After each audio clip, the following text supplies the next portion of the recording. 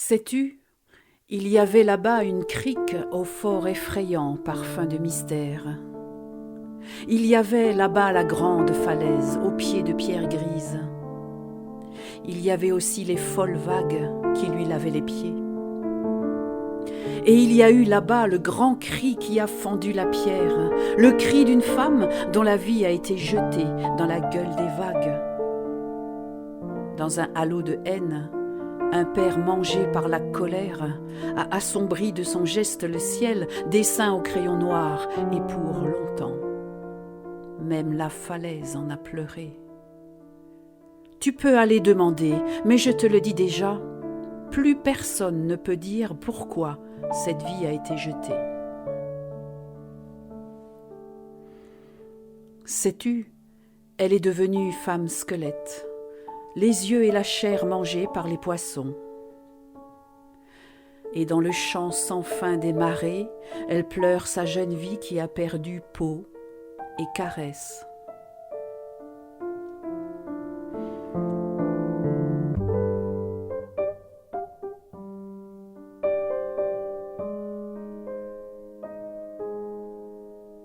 Or, vois-tu, un jour, un pêcheur innocent et solitaire, danseur aléatoire sur la valse des courants, trouve l'endroit propice à de gourmandes prises.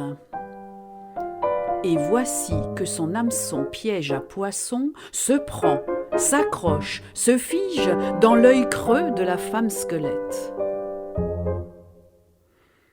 Alors comprends-tu, lorsque le pêcheur souriant découvre sa proie, nue, jaunie et chauve de surcroît, la terreur le foudroie. Son cœur semble sortir au-delà de lui. Il hurle sa peur et s'enfuit à toute rame. Son esprit embrumé de frayeur jure qu'elle le poursuit de vague en vague.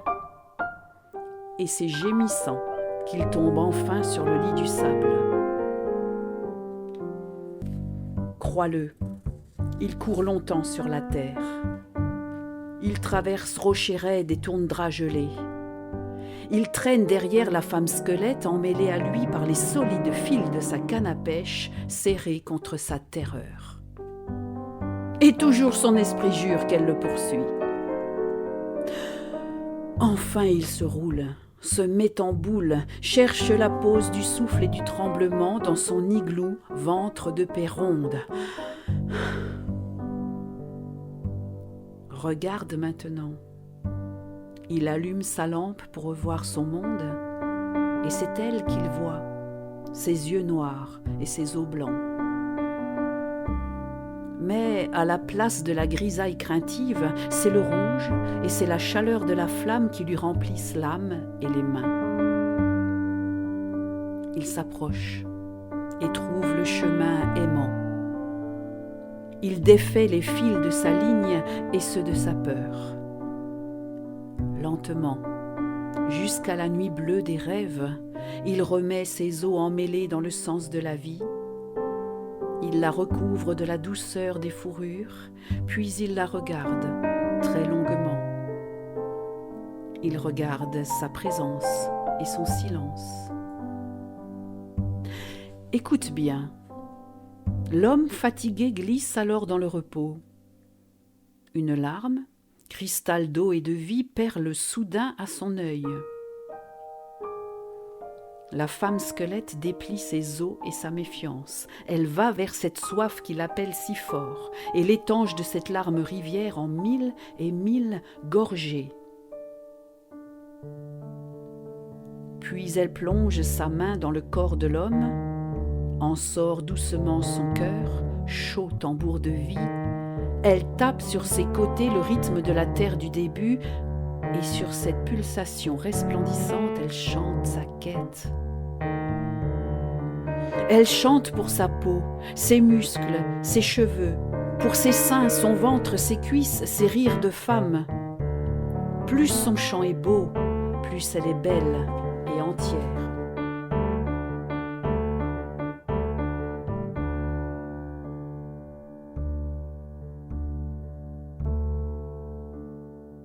Tu le sais, mais je le dis clairement. Elle chante encore la nudité de l'homme et range le tambour de son cœur dans son corps. Elle glisse sa vie revenue contre son sommeil. Ils dorment dans la paix des peaux repues et se réveillent les lignes des mains tressées d'amour au petit matin. Sais-tu, les vents disent que la femme et le pêcheur sont partis très loin des colères froides des hommes, liés étroitement à la force d'amour, et qu'ils sont nourris depuis par le chant des sirènes. Tais-toi, les vents disent aussi qu'il n'y a rien à ajouter. Maintenant tu sais, va le dire aux autres oreilles.